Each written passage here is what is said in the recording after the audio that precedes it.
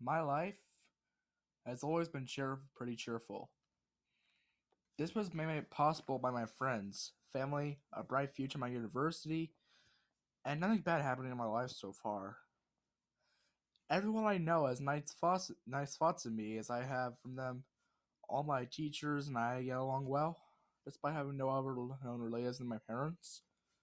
I didn't really carry much. I always thought of my friends as brothers. I had, however, something I hid for years. I, like many other people I know, am a 90s kid. I'm pretty sure even adults liked those years too. Video games, simplicity, and good TV cartoons. Yes, good TV cartoons. So the not so wish dream of becoming a cartoon tester got to me when I was just 6 years old. My parents excited delightedly when I told them I wanted to be one. After all, it was a perfect job for someone of my age. So when people came to the house to ask my parents, they wanted to be it so badly. Nothing went actually wrong, so one afternoon they took me to Nickelodeon headquarters. I was so excited to see everything they were going to make before anybody watched it in the first place. My friends would be jealous. So I stood there in the room with a big TV and a DVD player.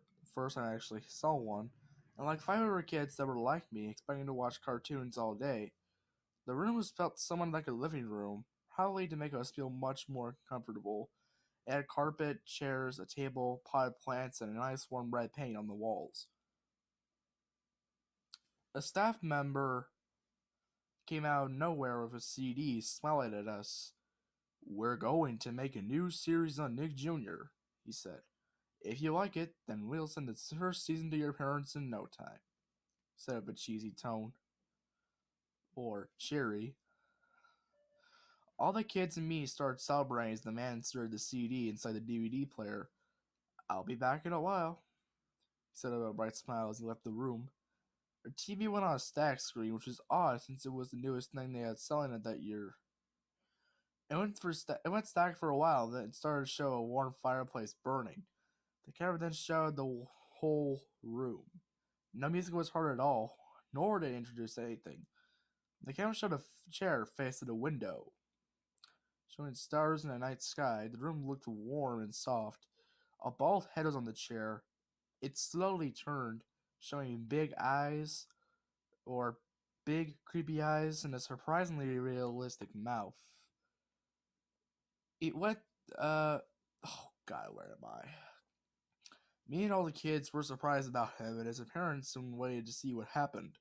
A robotic and emotionless voice stroked in the silence as the man said, "Oh, I didn't see you there."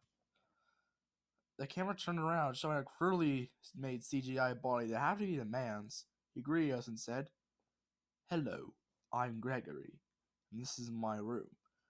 The camera zoomed in on his creepy face. "We're going to have so much fun together, just the two of us." He pointed at the window.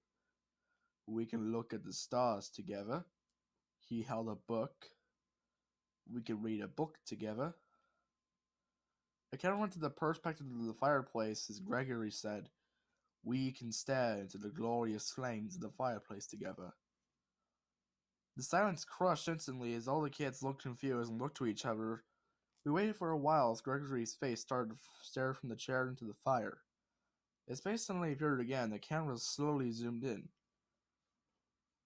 "But no matter what we do, it'll just be the two of us, and no one else in this room. Just me and you. No parents, no police. No one can hear you." Distorted background music started playing as his face got closer and closer. Not only that, but his voice in the background itself started to get weird as the transparent flames took over the place. "Embrace me. I need love. Gregory needs love." The movie ended with a paralyzed face all over the screen. Every kid started crying uncontrollably as the man from some minutes ago came in. He had a very angry look on his face, and his words pierced my memory. You! I thought that guy learned his lesson long ago. But he yelled fiercely as he got out the door along with the other kids. The screen went blank as I secretly tucked the CD. It had a clean, simple, and plain text saying, Gregory's room.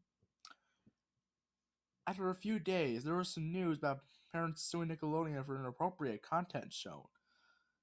They even got as far as labeling the accident as the show that was ultimately rejected due to a poor focus group result. My parents were so frightened that they didn't let me get near the place.